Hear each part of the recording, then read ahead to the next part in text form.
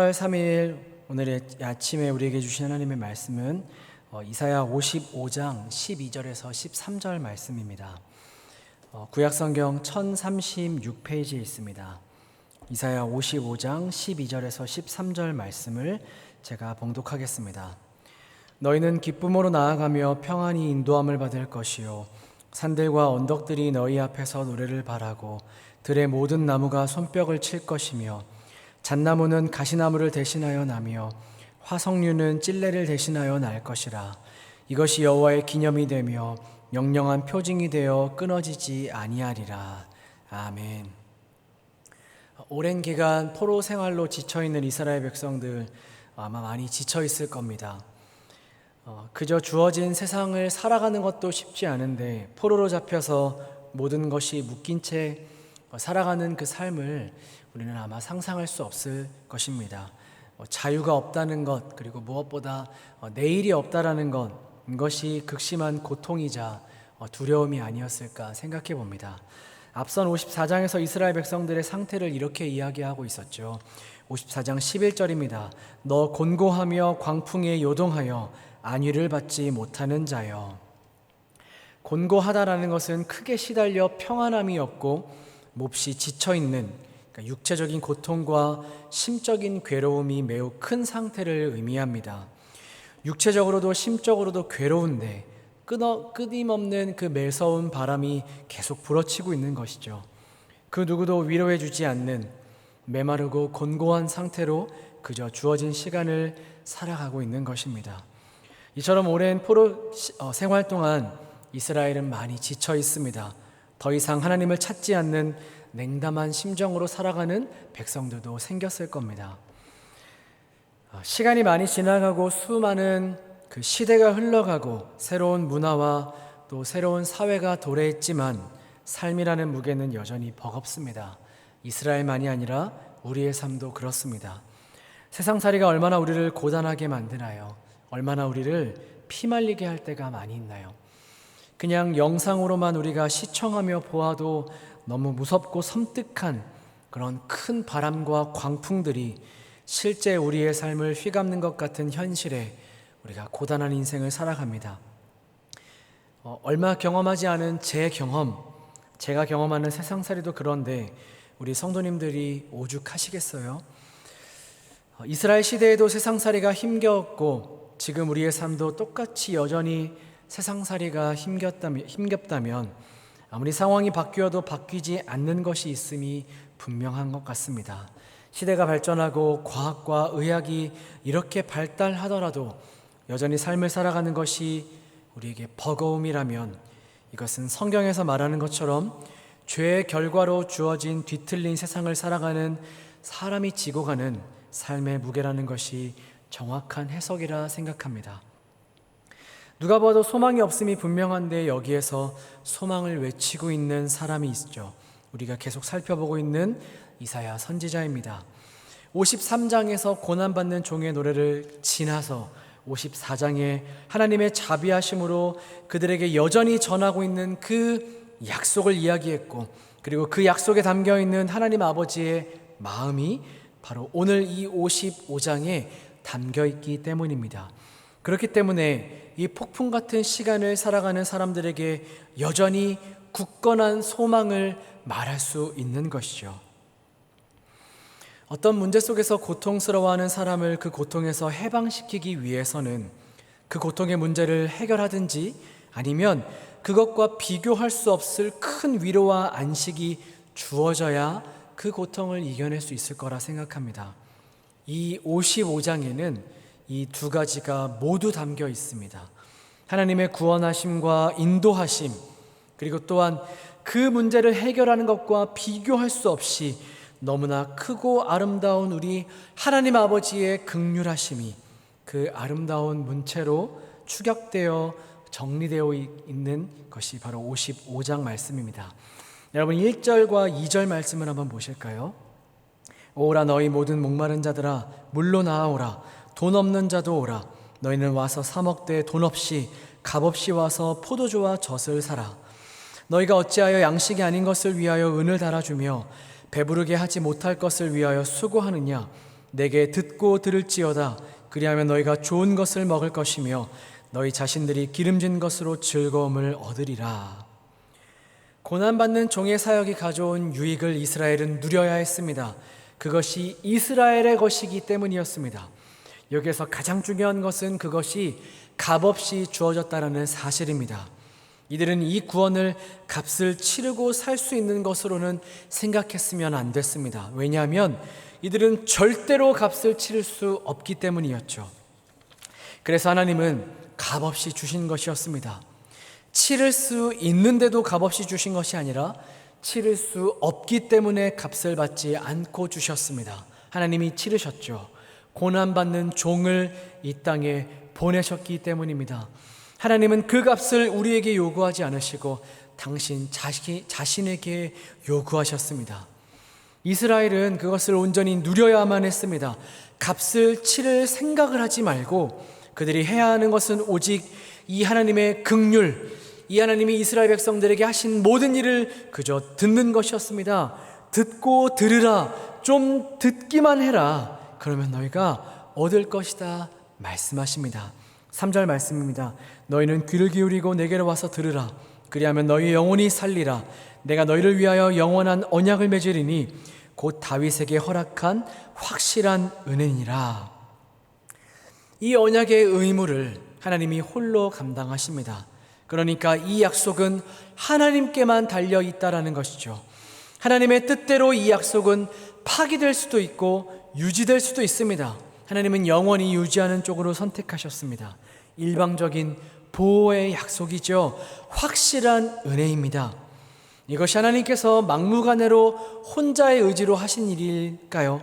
어떻게 내 의지와 상관없이 하셔서 마치 내 자유로운 의지는 상관없이 하나님이 하신 독단적인 일처럼 그렇게 느껴지십니까? 우리의 자유 의지로는 절대로 할 수 없기에, 절대로 살아날 수 없기에, 우리의 의지로는 절대로 이 약속을 지켜낼 수 없기에 하나님은 홀로 일방적으로 이 약속의 채무를 감당하고 계시는 것입니다. 우리가 오직 해야 할 것은 하나님이 다 해놓으셨고 하고 계시고 앞으로도 하실 것을 그저 듣는 것이죠. 여러분, 그저 우리의 귀로만 듣는 것을 의미할까요? 아닙니다. 듣는다라는 것은 순종하고자 하는 우리의 마음과 그렇게 순종하고자 하는 그 마음을 가지고 우리가 하고 선택하는 우리의 행동까지를 포함합니다. 그래서 어떻게 하지요? 6절 7절입니다. 너희는 여호와를 만날 때에 찾으라. 가까이 계실 때에 그를 부르라. 악인은 그의 길을, 불의한 자는 그의 생각을 버리고 여호와께로 돌아오라. 그리하면 그가 긍휼히 여기시리라. 우리 하나님께로 돌아오라. 그가 너그럽게 용서하시리라. 듣고 악한 길에서 떠나는 겁니다. 듣고 악한 생각을 버리고 여호와께로 돌아오는 것이죠. 왜 그렇게 할 수 있을까요? 왜 뒤도 돌아보지 않고 그 길에서 떠나 하나님께로 돌아오며 그 우리의 모든 생각을 다 버리고 하나님께로 돌아올 수 있을까요? 그가 언제든 긍휼히 여기시는 분이시기 때문입니다. 그가 언제든 너그럽게 용서하시는 분이시기 때문입니다. 시시때때로 우리가 이해할 수 없는 일들이 우리에게 찾아옵니다. 도대체 왜입니까? 라는 의문이 우리를 가득 차게 하는 일들이 수없이 많이 우리의 삶에 찾아옵니다. 왜요 하나님이라고 질문할 때 하나님은 그 일에 대한 대답을 하시기도 하시는 분이시지만 특별히 하나님이 누구신지에 대한 대답으로 그 대답을 대신하실 때가 많습니다. 8절과 9절 말씀 보실까요? 이는 내 생각이 너의 생각과 다르며 내 길은 너의 길과 다름이니라. 여호와의 말씀이니라. 이는 하늘이 땅보다 높음같이 내 길은 너의 길보다 높으며 내 생각은 너희의 생각보다 높음이니라. 하나님은 우리가 지금 당하고 있는 그 고난과 그 어려움에 대한 그 일, 그 문제에 대한 답도 주시는 분이시지만 그거 하나 해결된다고 해서 우리가 진정한 자유를 누리며 살아가는 것이 아니라는 것을 너무나 잘 알고 계십니다. 그래서 늘 하나님은 그 답 대신에 너희를 인도하고 있는 내가 누구인지를 기억하라 라고 말씀하시기를 즐겨하십니다. 내 길이 너의 길보다 높고 내 생각이 너희의 생각보다 높아. 그러니 걱정하지 마. 오늘 이 본문을 통하여서 이 아름다운 초대를 하고 되시는데 그 초대의 결론을 뭐라고 말씀하시는지를 한번 볼까요? 12절 13절입니다. 너희는 기쁨으로 나아가며 평안히 인도함을 받을 것이요 산들과 언덕들이 너희 앞에 노래를 바라고 들의 모든 나무가 손뼉을 칠 것이며 잣나무는 가시나무를 대신하여 나며 화석류는 찔레를 대신하여 날 것이라. 이것이 여호와의 기념이 되며 영영한 표징이 되어 끊어지지 아니하리라. 아멘. 평안함과 생명으로 인한 그 기쁨, 이것이 여호와의 기념이 된다라고 말씀하십니다. 여기서 기념이라고 번역된 단어는요, 이름이라고도 해석할 수 있습니다. 그러니까 너희의 하나님이 누구이신지를 보라는 것이죠. 너희 하나님의 이름은 평안과 생명과 기쁨이다. 이것을 충만히 가지고 계시는 분이 바로 너희의 하나님이다 라고 말씀하시는 겁니다. 이것이 누구의 것이냐고요? 이것이 누구의 것이라고 이야기합니까? 이스라엘의 것이 되었다라고, 이스라엘 바로 너희의 것이다 라고 이야기하고 있는 것입니다. 사랑하는 성도 여러분, 오늘 본문을 통해서 이스라엘에게 말씀하시는 이 초대, 이 아름다운 하나님의 그 어떠하심, 그리고 또한 오늘 함께 우리가 이 아침에 말씀을 나누며 함께 이 말씀 앞에 서 있는 우리, 오늘 이 아름다운 하나님의 그 긍휼로의 초대에 여러분들 응하시겠습니까? 다시금 그 하나님의 긍휼을 의지하며 바라보시겠습니까? 듣고 또 들으시기 바랍니다.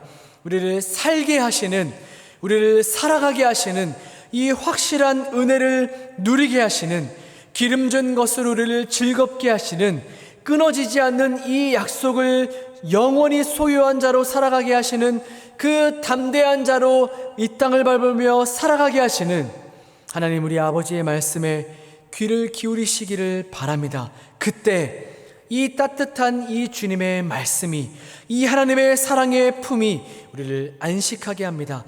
평안을 누리게 합니다. 다시금 악한 길에서 떠나 악한 생각을 버리고 부르신 자다운 영광스러운 자로 살아갈 힘과 용기를 얻는 자로 살아가게 하십니다. 우리가 오늘 이 아침에 예배 후에 여러분 한 번만 더 이 55장 전체 말씀을 읽으시고 묵상하셨으면 좋겠습니다. 그래서 이 아름다운 초대에 응하여 다시금 일어나 하나님의 백성으로 살아가기로 기쁨과 담대함으로 선택하는, 내가 그 하나님 나라 백성임을 선택하는 우리 모두가 되기를 간절히 소망합니다. 자처하여 고난의 길을 걸어가는, 순순히 핍박에 응하는, 온갖 방해에도 그 걸음을 멈추지 않는 명예롭고 승리한 백성으로 살아갈 힘은 하나님이 누구이신지를 듣고 듣는 일을 통해서 가능합니다. 그러기에 이 말씀에 귀를 기울이는 그 복이 오늘을 살아가는 우리 모두에게 충만하기를 간절히 소망합니다. 우리 주신 말씀을 좀 생각하시면서 찬송가 20장 우리 함께 찬양하시겠습니다.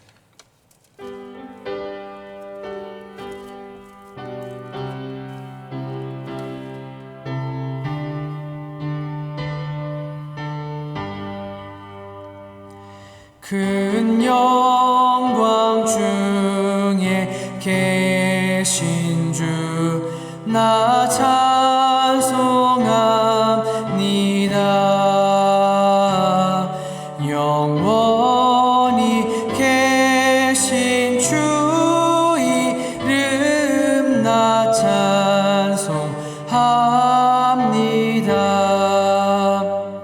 한없이 크신 능력을 나 찬송합니다.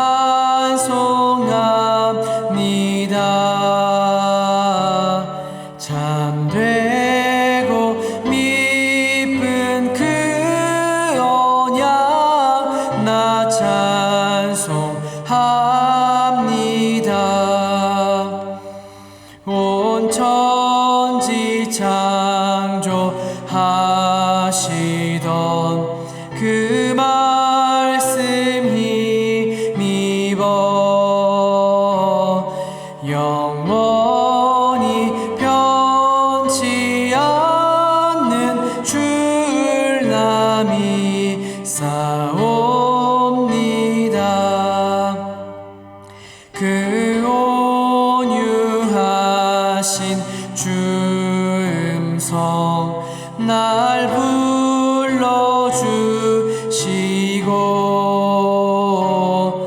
그 품에 품어 주시니 나 찬송합니다.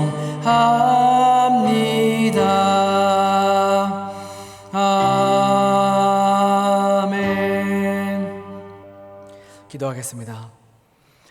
천지를 창조하신 창조의 주 하나님, 하나님의 아름다운 초대를 봅니다. 마르지 않는 긍휼로 당신의 백성들을 안으시는 하나님, 오늘을 살아가는 우리 모두에게도 동일한 하나님임을 고백합니다. 우리에게 오늘도 아무것도 요구하지 않으시고 그저 내가 다 할 테니 듣고 보고 이것을 가지라고 말씀하시는 우리 하나님의 마음을 우리의 마음 가운데 담습니다. 고단한 인생의 여정 속에서 이 긍휼을 의지하며 살아갈 때 우리가 담대하게 당당하게 힘있게 살아가게 될 줄을 믿습니다. 그렇게 담대히 주어진 오늘 하루를 성도답게 명예롭게 오늘 하루의 삶을 걸어갈 수 있도록 인도하여 주시옵소서. 감사드리며 예수님의 이름으로 기도합니다. 아멘. 우리 사랑하는 평행 가족 여러분, 오늘도 이 주 말씀 기억하시면서 승리하는 하루를 살아가기를 간절히 바랍니다. 예배를 마치겠습니다. 감사합니다.